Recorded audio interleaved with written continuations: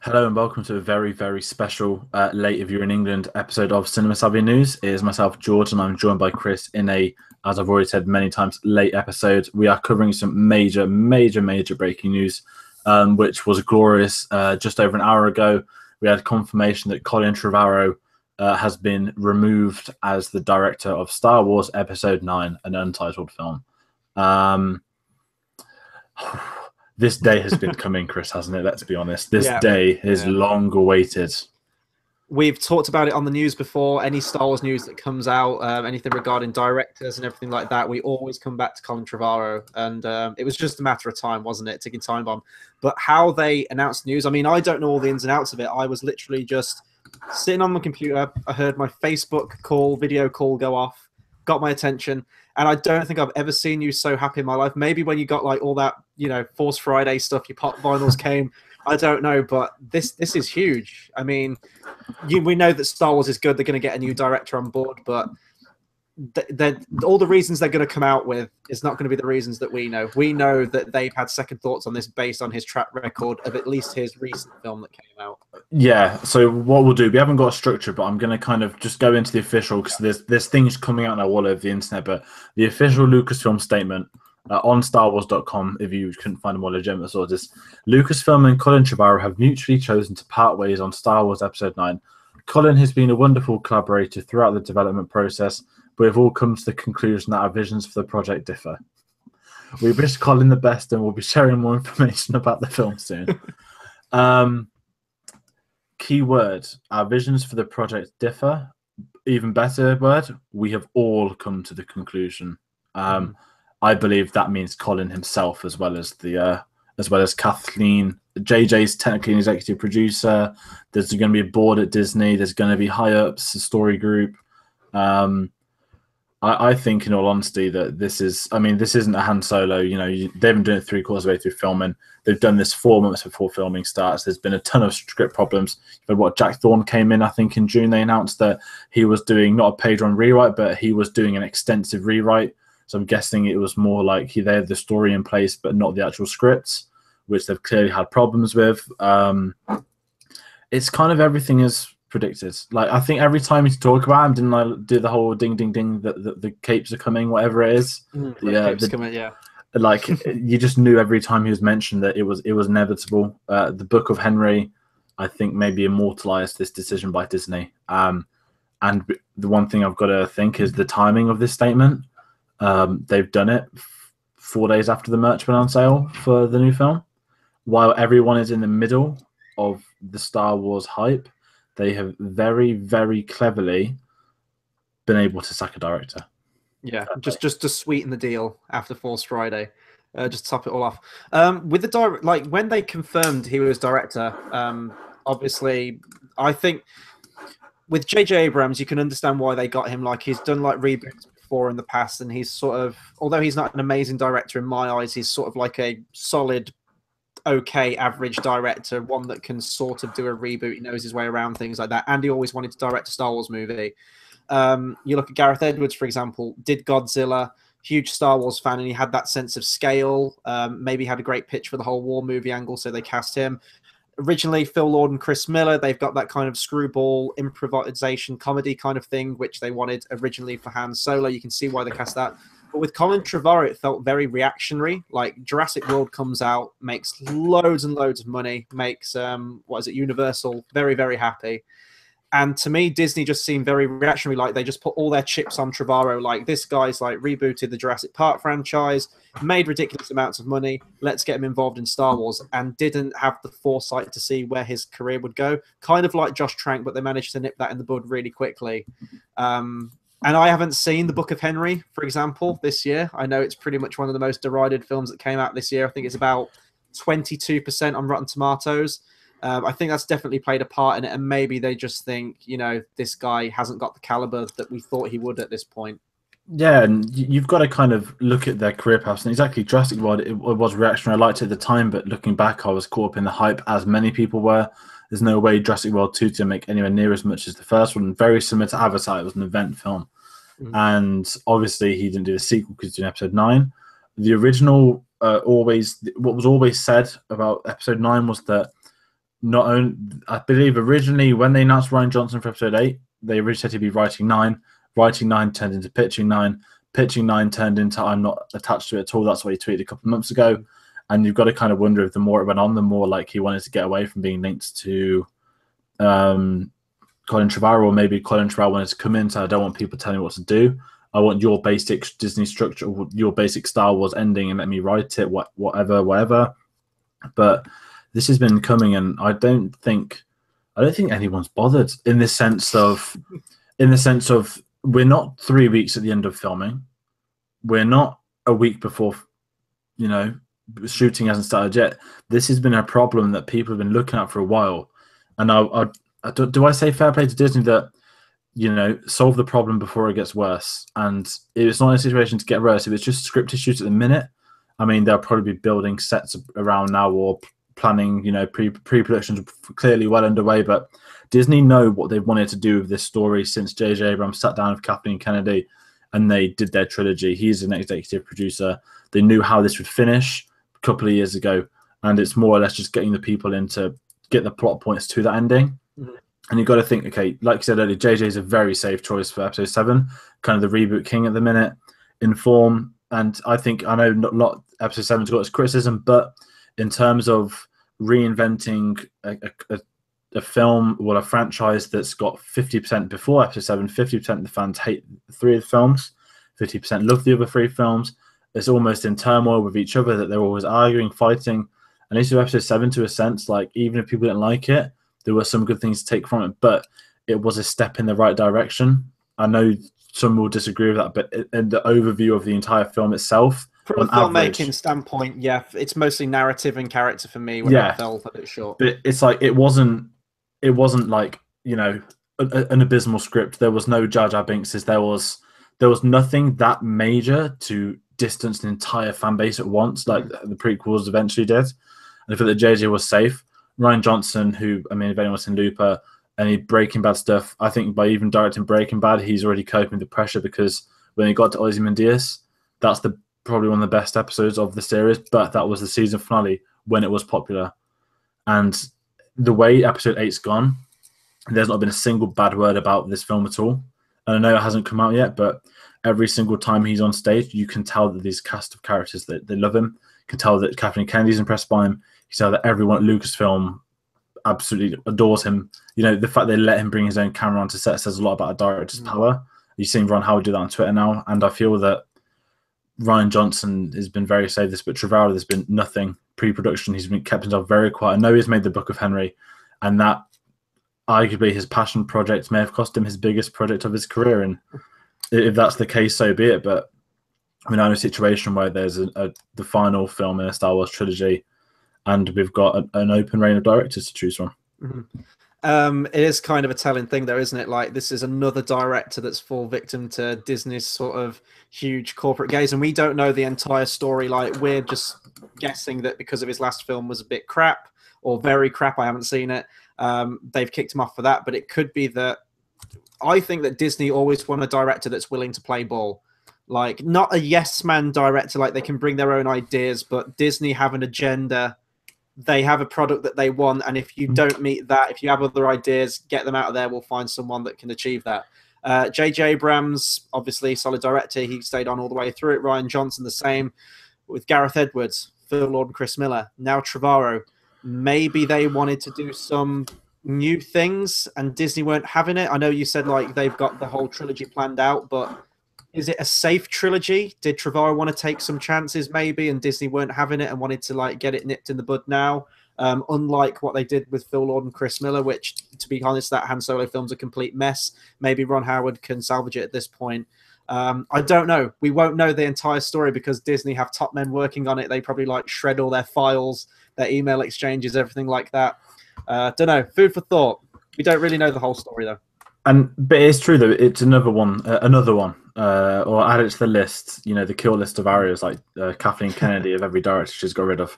I'm trying to think. Did the original trilogy have any problems like that between Kirshner and Marquand? There was always background rumors that George Lucas actually directed Episode 6. That they reckon that Marquand wasn't.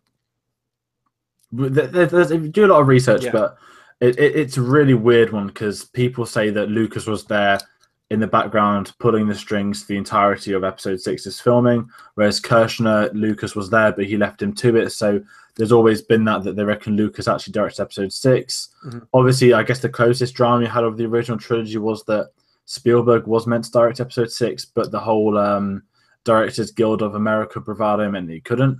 I guess the closest thing you had to a directed drama, but I feel with this that, I mean, with Gareth Edwards, at least that was when the reshoots happened. That I think that was more or less the tone, but they still stuck with him for the actual project. He was there from day one to the final day of marketing.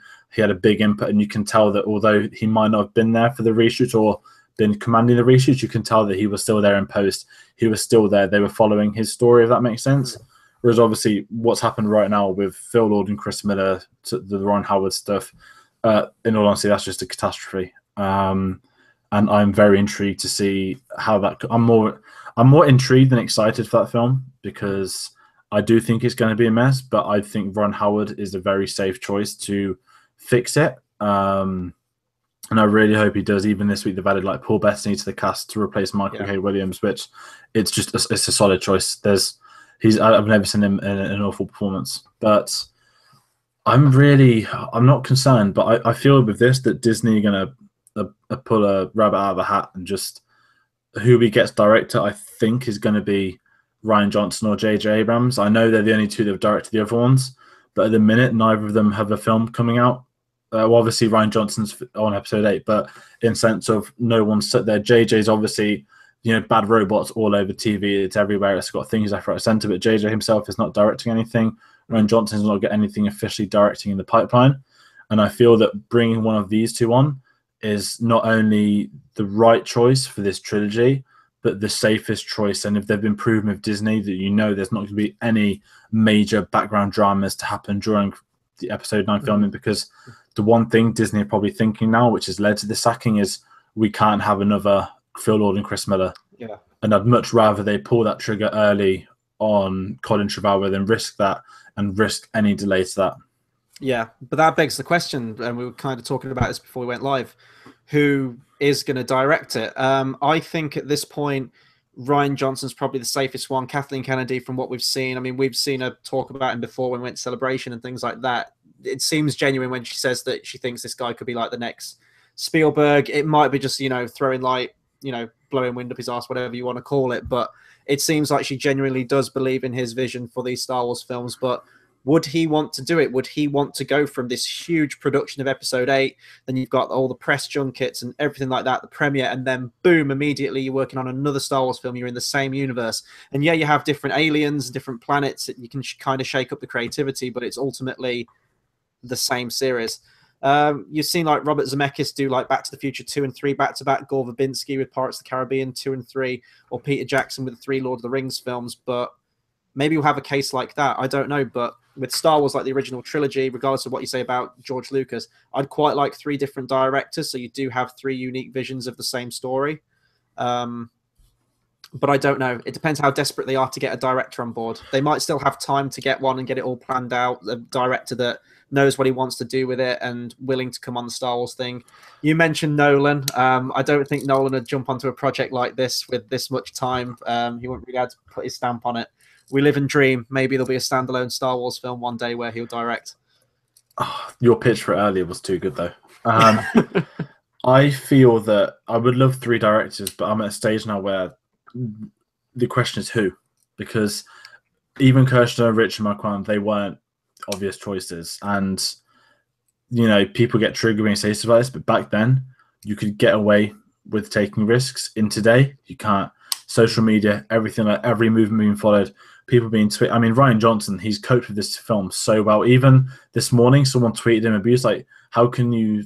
He mentioned something like Kylo Ren's blah blah blah. Like Kylo Ren's a character where people relate to him due to like father issues or etc. etc. Someone tweeted Rian Johnson like blah blah blah blah blah. How dare you think I'm like this? I don't kill my dad. Blah blah blah. Then he just replied like, but you probably empathize with Luke. Did you get your hand cut off by your robotic dad? And then he went into a point about character development and why people actually do it. And he's handled it so well. And JJ's done pressure, but Rian Johnson went from, Looper, a 30mm film, which was absolutely outstanding and great, to the entire limelight of the film industry on you, like a hawk at celebrations. Everything you say has got to be watched. Everything you tweet has got to be checked beforehand and stuff like that. You're in your own level here, and I honestly don't think Colin Trevorrow would have coped with it. No. The Book of Henry, I haven't seen. I haven't read it, but everything I know of it and I've looked into with it, he got the entire tone of the film wrong and the concept wrong from it. That's what people are saying. That's what, you know, it's a famous book. Normally, books get off lightly, but even when the fans of the books don't like the adaptations, that usually says quite a lot. But I genuinely feel that, Jurassic World came along. His film before that was apparently quite decent, but now he's kind of had, he's fizzled. The alarm bells are coming out. He's clearly having script issues with them. That's what the main thing's being reported. And they're going to get rid of the best moment. I mean, the fact they brought Jack Thorne in, who did the Harry Potter and the Cursed Child play, which is obviously on at the minute. And he's done, I think, This Is England, the TV shows over here. A very different choice, but maybe he went up and pitched something amazing to Lucasfilm. But I feel that regardless now, whoever comes on, I feel like they will get a rewrite. But another key thing to remember, when they sacked the Phil Lord and Chris Miller, Ron Howard was hired inside 48 hours. That did not happen inside 48 hours. That was blatantly lined up way before they announced the sacking of them. I wouldn't be surprised if we had something very, very similar happen now, because I've Lucasfilm there, or whatever people want to say about them, that they're going to pull the trigger, they'll go with who they want, they get results, and I think that's precisely what's going to happen. Yeah, and with the Han Solo thing where they announced Ron Howard within 48 hours, I think that was very much sort of like calm everyone, because everyone was like, this is going to be a disaster. And I think Disney were very smart to go, oh no, now we've got Ron Howard, you're pulling a director with that kind of caliber. Whereas I don't, as you said, like at the start of this live stream, like I don't think anyone really cares about this one. So maybe it'll be a while before we get news of who the new director is, because the focus is still very much on episode 8. 9 is still very much off in the distance. We know it's there. It'll come around eventually, but it's still a ways off yet.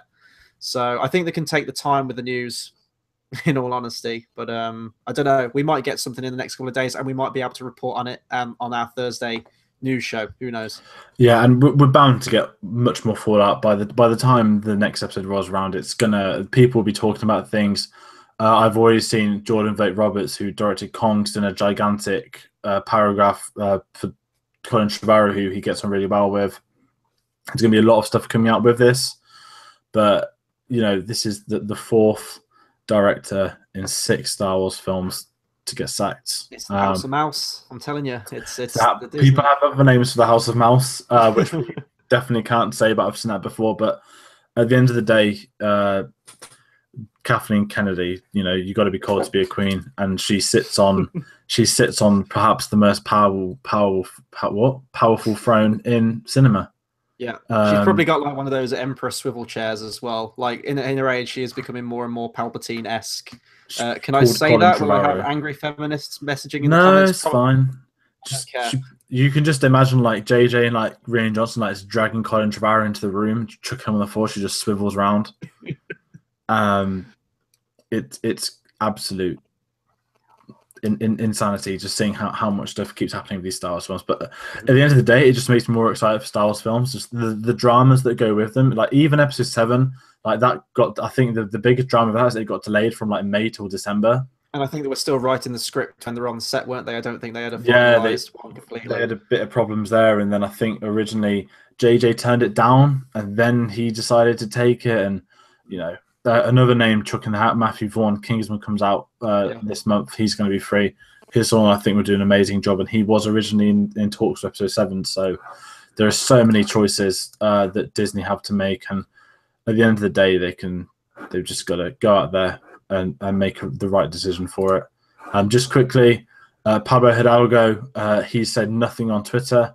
All he said is that a good thing about having multiple ways of messaging me is that I can ignore them all. Absolute hero he is. But yeah, there's going to be a lot more info on this, but this is this technically the first breaking news video we've done under the Cinema Savvy news tag, but in situations like this, when it calls for it, we will be doing videos like this. But I think last time we did Indiana Jones 5, It's And always for the really insanely big news that we have to talk about, like the ones we're passionate about. This would be like 40 minutes on the news. We can't do that. While we're talking about the news, though, I will say as we're almost heading towards the end, this Thursday, obviously it's going to be me, you, and Tate. We will be live, I guess, in this room. We'll all be together. We're going to be watching it at midnight. We are not going dressed up, and we are not bringing balloons with us. It's going to be I don't know fun. what you're talking about. I might bring a balloon. Why not? No, of course not. No, but I mean, we don't get to meet up often, all three of us. So it's going to be fun. I think we've only ever met up all three of us once before. A couple more. We did get Comic-Con this year, but oh yes, that's true. Yeah, twice. yes, Then, yeah. there should have been more occasions, and there definitely will be. No, it's going to be fun. We might even mention this again briefly on the news, but we wanted to talk about this one a little bit more in depth to run the risk of not doing a 3-hour news show this Thursday. But yeah, no, I think I pretty much said everything I can on the Colin Trevorrow news. Yeah, just let us know, comment, what do you think of the news? Should he have been sacked? What did you want to see his film? But mainly, who will and who should direct the next episode 9? This has been an episode of Cinema Savvy News, and we'll be back in technically a day and a half with another live episode, so we will see you all then.